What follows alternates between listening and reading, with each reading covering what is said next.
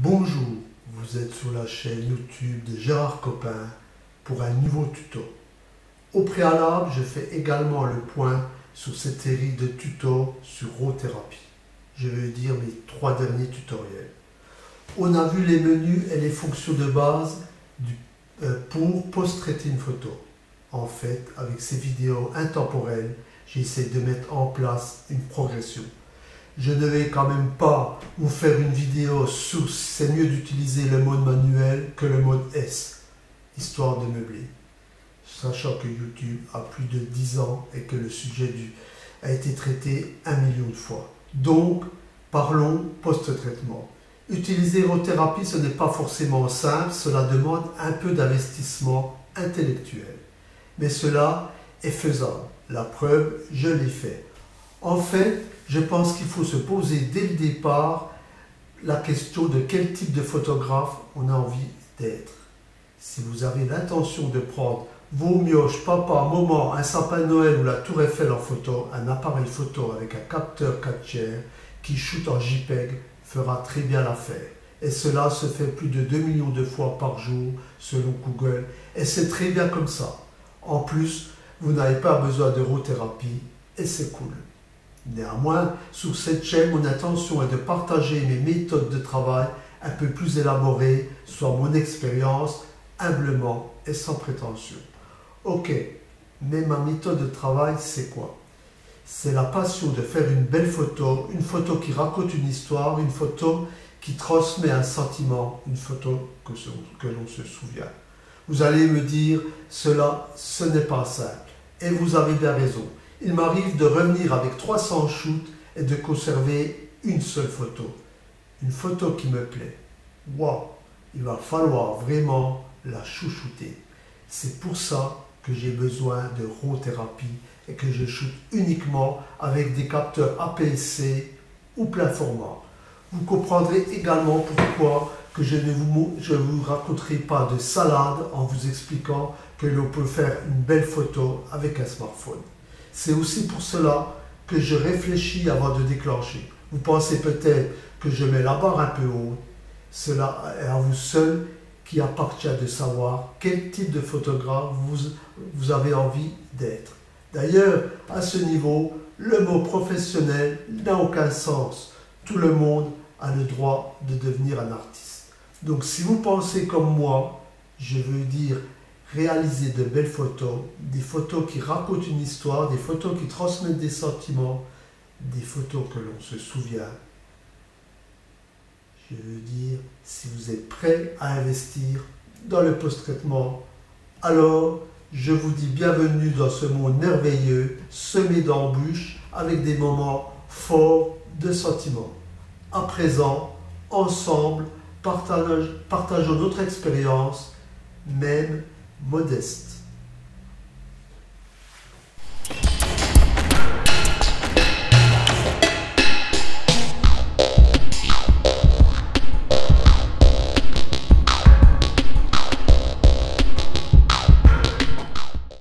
Avant de démarrer, je reviens sur une question que l'on m'a posée. Avec RAW-thérapie, peut-on traiter des fichiers JPEG, PNG, TIFF, etc. C'est possible. Seulement, ce qu'il faut savoir, c'est que cela ne sera pas aussi efficace et créatif comme avec un fichier RAW, surtout au niveau chroma. Imaginez que vous avez un pot de peinture orange et que vous voulez faire avec du bleu. Vous allez utiliser beaucoup de colorants bleus pour obtenir un bleu sale, sans dynamique. Maintenant, imaginez que vous avez un pot de peinture blanche avec à côté vos 3 couleurs primaires que vous pouvez gérer individuellement. Vous vous doutez que le résultat ne sera pas comparable. C'est cela un fichier RAW. Toutes les données du capteur sont gérables individuellement tant que le fichier n'est pas encapsulé. Enfin, je veux dire, tant que le fichier n'est pas exporté en JPEG. C'est aussi pour cette raison que l'on conserve toujours ces fichiers RAW en vue de futures retouches éventuelles. À présent, c'est parti avec une photo en situation réelle. Une photo. Donc dans un premier temps, je suis sur ma file d'attente et donc je vais passer sur mon navigateur de fichiers. Donc voilà, je clique 2 fois dessus.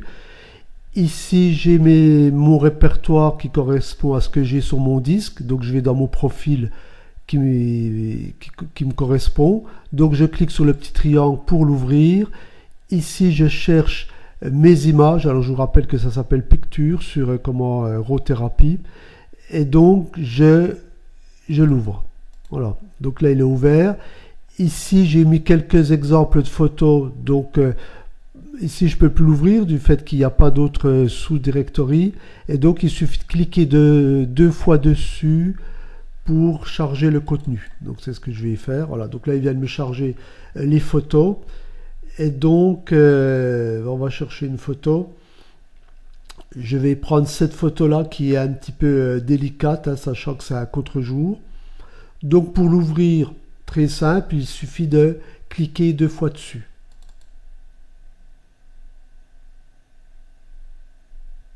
Alors le temps qu'il la charge, hein, je vous rappelle que j'ai des fichiers qui sont des héros et qui font 24 mégas. En général, quand il la charge, c'est en plein écran. Ceux qui veulent avoir des informations concernant leurs photos, ici, je vous rappelle que vous avez l'histogramme. Et ici, vous avez l'historique de toutes les opérations qu'on va réaliser. J'utilise pas l'histogramme, sachant que je vais utiliser les outils qu'on a qui, à mon goût, sont beaucoup plus simples, beaucoup plus rapides. Donc, peut-être 2 choses qu'on devrait faire quand on charge une photo, c'est quand même toujours s'assurer du profil ICC qu'on utilise. Bon, là j'ai un profil sRGB, donc ça fera l'objet d'un autre tuto, parce que c'est quand même, il y a pas mal de choses à connaître, hein. C'est pas, dans un premier temps, on peut s'en passer. Et éventuellement, ce que vous pouvez quand même faire, c'est vérifier votre profil d'objectif. Donc, on va aller sur l'icône, celui-ci, c'est tout ce qui concerne la géométrie de la photo, enfin tout ce qui a un rapport à la géométrie, hein, c'est pour ça qu'on a un petit triangle. Donc je clique dessus pour le valider, et si je descends, je vais trouver profil de correction d'objectif. Et donc ça doit correspondre à votre objectif de l'appareil photo. Donc ici, si je déroule, bon, éventuellement, vous avez également l'appareil photo et l'objectif. Hein, mais ce qui nous intéresse quand même, ce qui est nettement plus important, c'est l'objectif avec lequel vous avez fait les photos. Donc ici, hein, là, je vois que vous avez la possibilité de trouver votre objectif. Hein. RAW Therapy est très très riche à ce niveau-là. Hein, donc c'est très simple de mettre un objectif, enfin un profil d'objectif. Ok. Voilà, donc bon, c'est pareil, ça je vais pas, vous pouvez le faire hein, très simplement, mais je vais pas passer plus de temps, c'est pas le but de ce tuto. Donc là, avant de démarrer, on va quand même regarder ce qu'on a comme photo. Donc là, c'est une photo qui a été faite à f14, donc on a probablement beaucoup de profondeur de champ. Bon, la vitesse ne pose pas de problème, hein. Et donc on est en ISO 200, donc on n'aura probablement pas de correction à faire au niveau du bruit. Et donc là on est sur un 24, ce qui explique le grand angle. Donc je l'enlève parce que ça risque d'être gênant, ça me prend un peu de place à l'écran. Voilà, donc par rapport à ça, je vous ai dit souvent, moi je commence par ma ligne d'horizon. Donc là, si vous voulez, j'ai pas de ligne d'horizon à corriger, sachant que j'ai pris la photo volontairement de cette manière. Ça représente la maison carrée de Nîmes. Et ici, c'est également la maison carrée moderne. Et donc je les voulais enchevêtrer les deux un petit peu comme ça. Donc ça correspond vraiment à mon cadrage.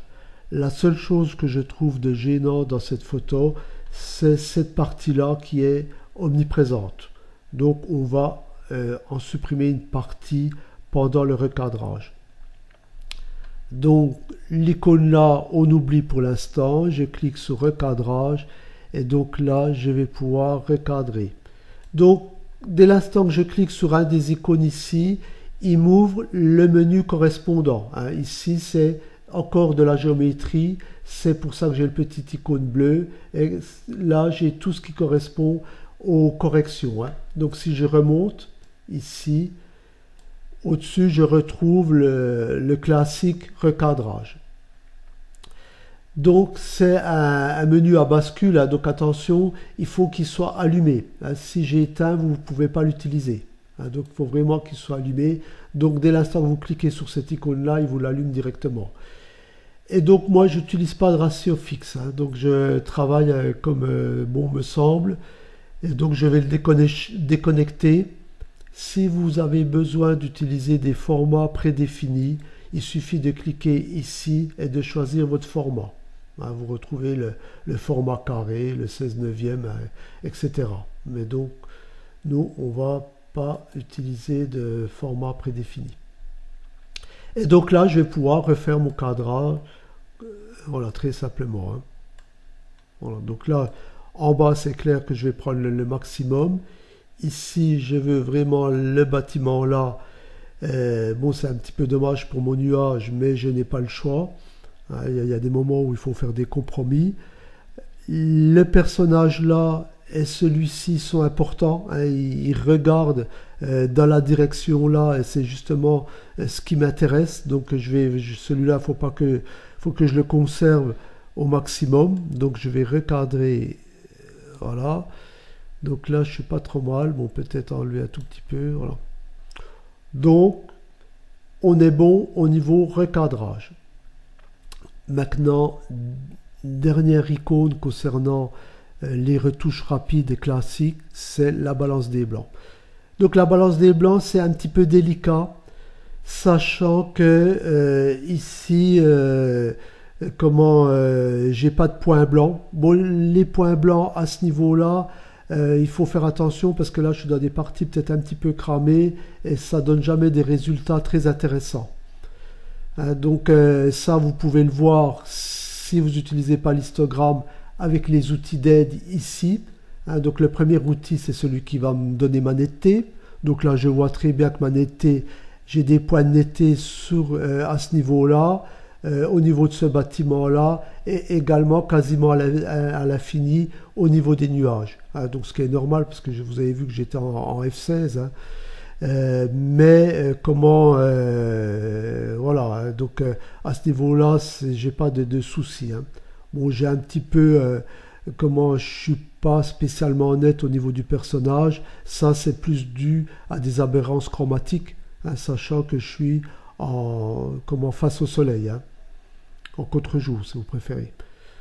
Donc ça, ok. Et les points noirs, enfin les zones noires, j'en ai pas, et donc en plus je n'ai pas nécessité de traiter ce problème-là.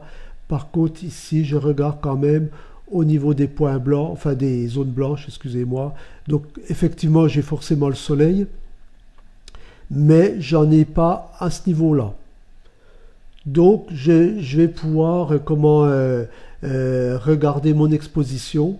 Donc ici, alors d'abord ma balance des blancs, où j'ai pas fait ma balance des blancs pour l'instant. Alors vu que j'ai pas vraiment de points blancs au niveau de la photo, je peux tenter une balance des blancs auto. Des fois ça peut fonctionner, hein. Donc voilà, donc si je clique sur auto, bon, donc il m'a fait une correction, bon, qui n'est pas très bonne en fait, hein, ce qui est normal parce que c'est une photo quand même qui pose problème, où j'ai trop de pertes de bleu, et c'est un bleu qui tourne un petit peu sur les gris, et ça m'arrange pas beaucoup, pas vraiment. Donc je vais quand même regarder. Bon, je pourrais faire des lumières du jour, voir ce qu'il me donne. Bon, c'est déjà mieux, effectivement. Si je prends lumière du jour, j'ai déjà un bleu que je sais qui sera plus simple de corriger. Alors, donc, maintenant, je vais repartir sur cette icône-là. Donc, souvent, si vous voulez, cette icône-là, c'est celui qui va vous faire, c'est à partir de cette icône-là que vous allez réaliser plus de 90% des corrections. Donc, si vous n'allez pas très loin sur Raw Therapy, vous allez essentiellement faire vos corrections à partir de cette icône. Alors la première chose, c'est souvent la compensation d'exposition, hein. Donc là, on voit vraiment qu'il y a un manque de lumière, donc je vais augmenter la lumière.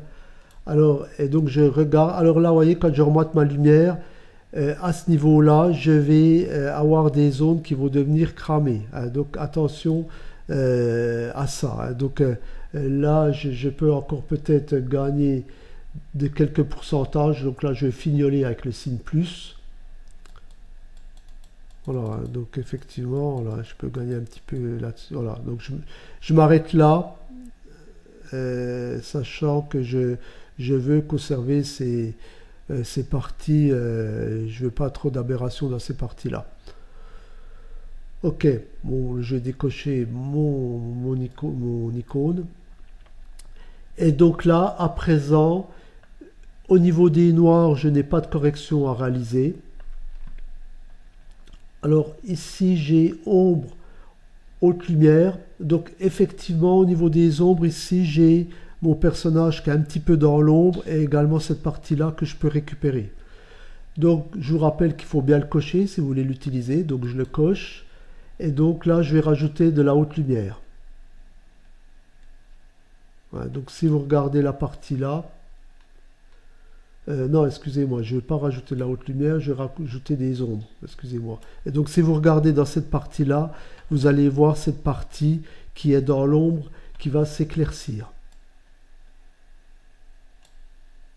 Alors le temps de laisser calculer, hein, donc je peux encore lui redonner un petit peu. Voilà, donc je m'arrête là, sachant qu'il faut quand même toujours utiliser les boutons sans jamais faire trop fort. Même si Rothérapie est parfaitement bien géré, hein, sachant que lui, aux extrémités, on n'aura pas des aberrations incroyables. Mais néanmoins, si vous faites trop fort, surtout sur ce type de photo qui pose problème, vous allez choper des halos, des aberrations par ailleurs, hein. Donc, toujours gérer ça légèrement. Si je décoche mon bouton ici, ça va me permettre de voir ma modification et éventuellement si j'ai des défauts. Donc voilà, je décoche et donc là je vois bien, grâce à cette méthode à bascule, hein, je vois bien le avant et le après. Voilà, et donc là incontestablement ça me convient, donc je vais rester sur ce type de réglage. Donc ensuite on va continuer. Donc ce qu'on va faire, on va aller sur ajustement lab. Donc si vous voulez, sur ajustement lab, on va retrouver luminosité, contraste, chroma, mais on aura une gestion beaucoup plus intelligente. Donc ce qui veut dire que vous aurez moins d'aberrations à utiliser l'ajustement lab. Donc moi je préfère utiliser ce menu là souvent, hein, surtout dans des cas comme ça, que le menu ici, hein, où là on va faire ça, ça va être beaucoup plus brutal si vous préférez, hein. Donc voilà, donc je vais regarder ce que ça donne. Donc on va rajouter incontestablement de la lumière. Voilà, donc je suis pas trop mal en lumière. Je fais quand même pas trop fort parce que là je rajoute un voile blanc, hein. Quand je rajoute de la lumière, j'ai un voile blanc à ce niveau-là, que je vais pouvoir récupérer avec le contraste. Voilà, donc on voit bien que je récupère au niveau du contraste, hein, ma colonne se détache là si vous préférez, hein. Attention, ce menu n'est pas à bascule, hein. Si vous savez plus où vous en êtes et que vous êtes mauvais, vous pourrez récupérer votre réglage de base grâce à la petite flèche, hein, qui réinitialise le curseur. Donc on est pas mal. Au niveau des chromas, bon, c'est un petit peu délicat. Bon, ça me donnera pas, je sais d'avance que j'aurai pas un résultat, hein, qui va être vraiment très intéressant. Alors ce que je vais plutôt utiliser dans ajustement lab, ce sont les courbes. Alors ici on a trois courbes qui sont vraiment intéressantes. Ici c'est la courbe de lumière. Simplement il va falloir choisir le type de courbe avec laquelle vous voulez travailler. Donc moi je vais prendre la courbe personnalisée. C'est celle qui est le plus, à mon avis, le plus simple. Et donc, ici, je peux mettre des points par rapport aux endroits où je veux faire des modifications. Hein, donc, moi, je veux avoir des modifications à ce niveau-là. Je peux aller repérer ici, avec mon stylo, dans quelle zone je me situe. Hein, donc, voilà, donc, voilà, donc là, je peux, comme ça, récupérer très simplement. Et donc, ici, je vais pouvoir fignoler. Hein, donc là, si vous voulez, j'ai un petit peu trop de... Voilà, donc là, je suis pas trop mal. Voilà, donc là, j'ai vraiment récupéré du bleu. Alors, je voudrais un petit peu de rayon ici, hein, mais je vais pas pouvoir aller plus loin. Parce que si je vais plus loin, je vais récupérer du noir. Voilà, donc, on peut essayer, mais... Voilà, comme ça, je suis pas trop mal. Maintenant, je vais retravailler mes courbes de lumière. Donc ici, vous avez deux courbes de lumière. Donc celle-là, je sais qu'elle ne convient pas, je vous la montre. Hein, donc si je fais personnaliser, donc voilà, je vais pouvoir jouer sur ce type de nuance. Par contre, moi, c'est celle-ci qui m'intéresse. Donc si je vais en personnaliser, entre le bleu et le jaune. Hein. Donc si je fais par exemple une courbe en Z, donc je vais essayer de récupérer un petit peu de blanc, de bleu, excusez-moi, et au niveau de mes poutres, à peine un petit peu de jaune. Donc ça va être en fait une courbe un petit peu en Z. Voilà, donc il faut y aller. Voilà, donc là je suis quand même pas trop mal à peine, encore peut-être un petit peu.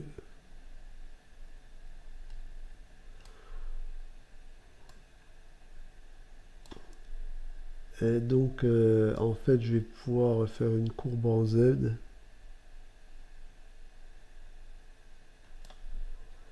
Voilà, donc là c'est au niveau couleur, c'est un petit peu ce que je recherche.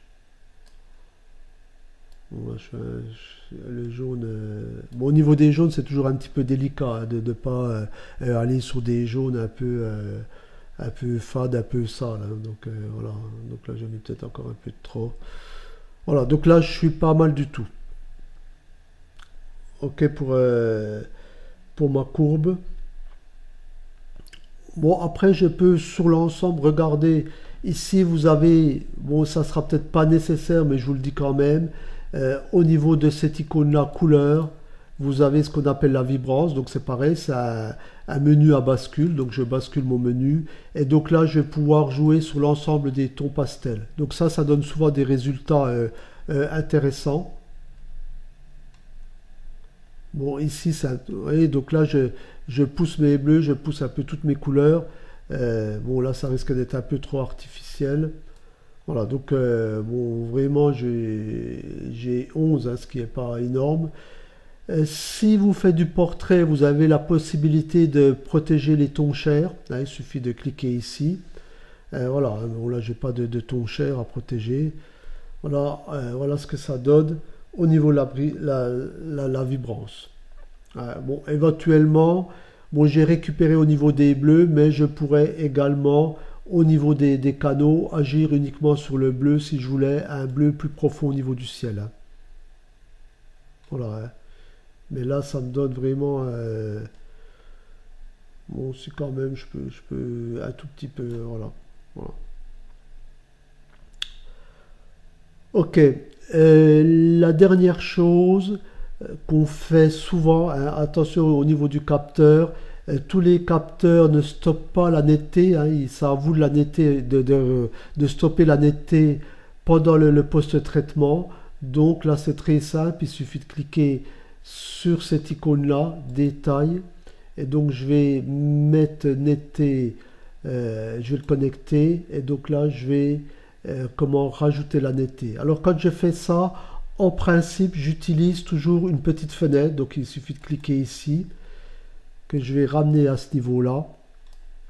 Voilà. Et donc, au niveau de ma fenêtre, je vais pouvoir voir ce qui se passe en détail. Ça, c'est important. Pareil, quand on gère, quand on a à travailler avec des ISO élevés, où on a du bruit électronique, c'est bien d'avoir une fenêtre, une loupe, hein, que je peux gérer. Hein, bon, 100%, ça se passe très bien, mais ça me permet de voir, d'avoir du détail. Donc ici, si je rajoute de la netteté, voilà ce qui se passe. Voilà, donc là, je le laisse.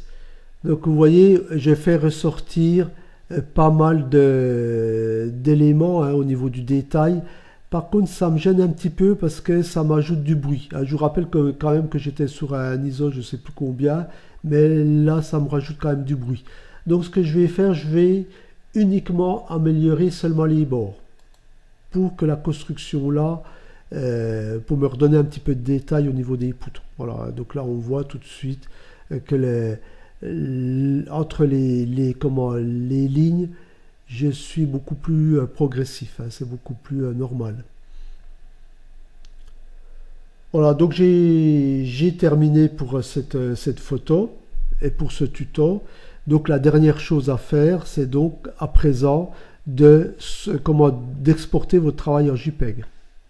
Parce que pour l'instant, je vous rappelle, vous n'avez pas modifié votre RAW, vous avez créé un petit fichier add-on qui se trouve à côté de votre fichier RAW. D'ailleurs, si vous supprimez ce petit fichier, vous perdez tous vos réglages. Et donc, à présent, je vais développer ma photo. Donc, pour ça, c'est très simple. Il suffit de cliquer sur l'icône ici, les deux petits engrenages. Je clique, je vois qu'il est dans ma file d'attente. D'ailleurs, je peux aller voir ce qui se passe en cliquant ici. Donc, je suis bien dans la file d'attente. Je vois bien ma photo. Éventuellement, travailler pendant qu'il est en train de faire le traitement, c'est pas gênant. Et donc, il est en train de la traiter. Et quand il aura fini de la traiter, il va la mettre dans le dossier file d'attente. Donc, on avait vu ça sur les tutos précédents. Sur les tutos précédents, vous avez vraiment l'utilisation complète de RAW Therapy, les menus, etc. Là, on va plutôt faire des applications. Ok, donc voilà, c'est terminé. À présent, c'est à vous de jouer.